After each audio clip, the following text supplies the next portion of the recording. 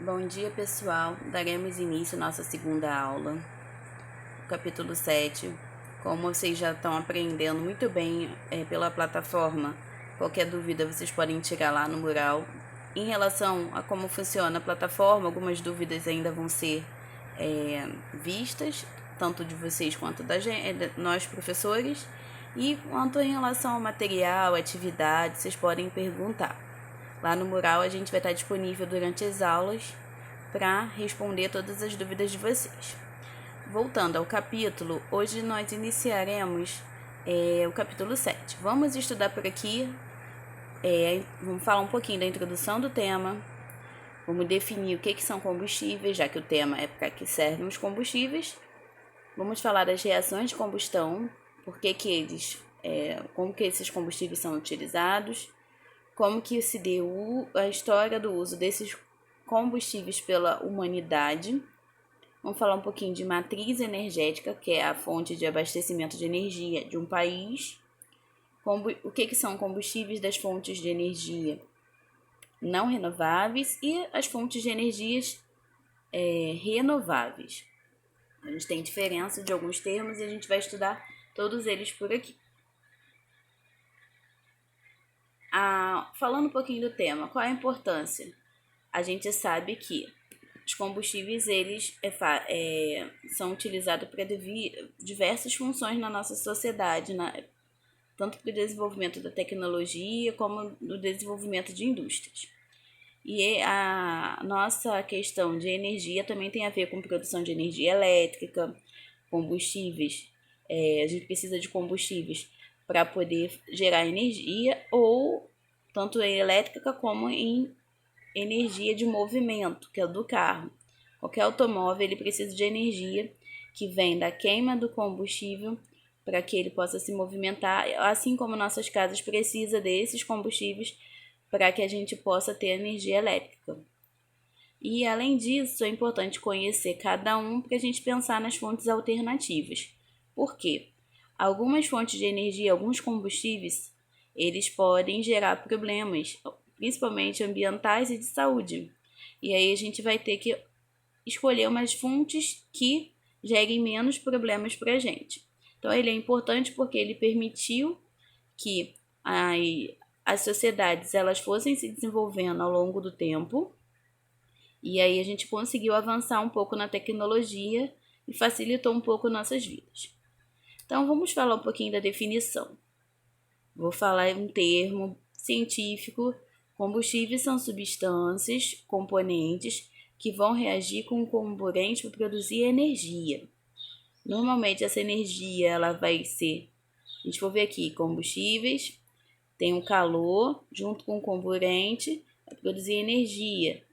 Você aquece para produzir uma energia X. Normalmente você vai produzir calor. Por quê?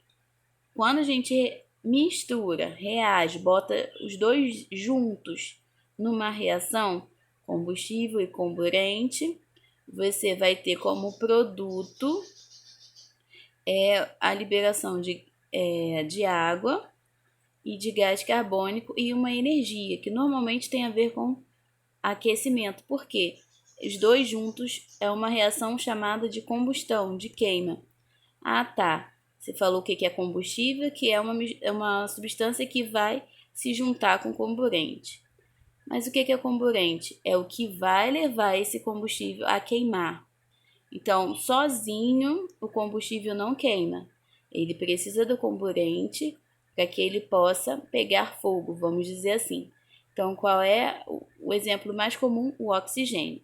Se a gente pegar uma vela, colocar um combustível qualquer num papel, o papel só vai pegar fogo se ele estiver exposto no oxigênio.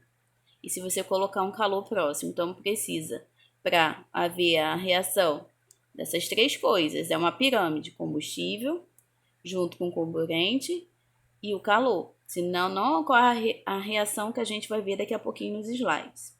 Exemplos de combustíveis que a gente mais conhece: gasolina, álcool, a própria madeira, ela pode ser queimada.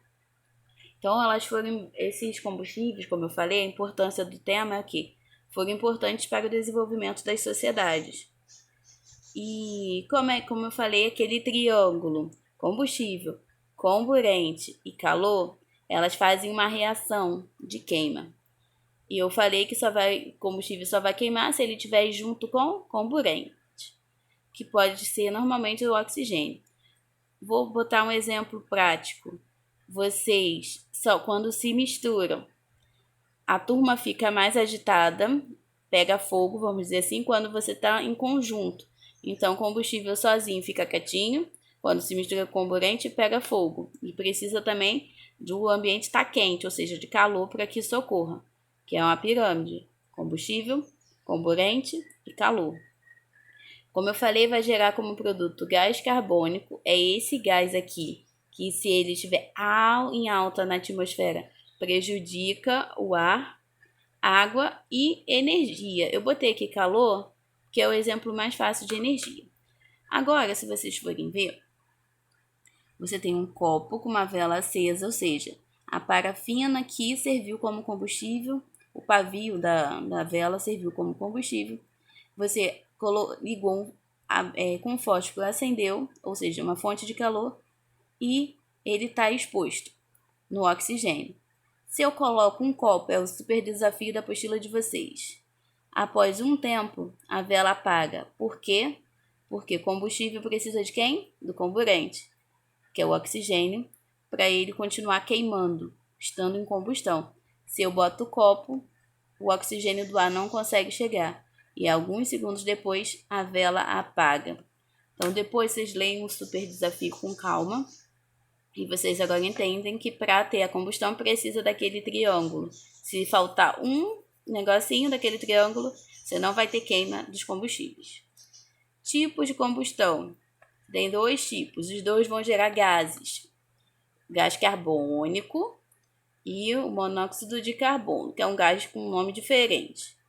Mas sempre as mesmas coisas, ó. Calor, combustível e oxigênio do ar. Vai gerar sempre água ou gases. Se eu queimar ele todo, ele vai virar esse gás aqui. Se eu queimar ele parcialmente, que às vezes ocorre, eu gero esse gás aqui. Isso aqui é o que é liberado depois que a gente tem a reação de combustão. Então, falando um pouquinho da história do uso de combustíveis pela humanidade, tudo começou na pré-história, quando os hominídeos começaram a trabalhar com madeira e acabaram descobrindo o fogo. E aí, com isso, eles conseguiram se desenvolver na agricultura, sobreviveram de uma forma melhor e foram se adaptando. Passaram alguns anos, muitos anos, já passando para a Revolução Industrial, peguei os pontos fortes da história. Já no século XVIII para XIX, vieram a onda dos combustíveis fósseis, o carvão mineral, principalmente porque houve um desenvolvimento industrial na Europa e esse desenvolvimento precisou desses combustíveis para que as indústrias funcionassem naquela época. Na época, o carvão mineral era o mais utilizado, porque os outros combustíveis fósseis não haviam sido dominados ainda.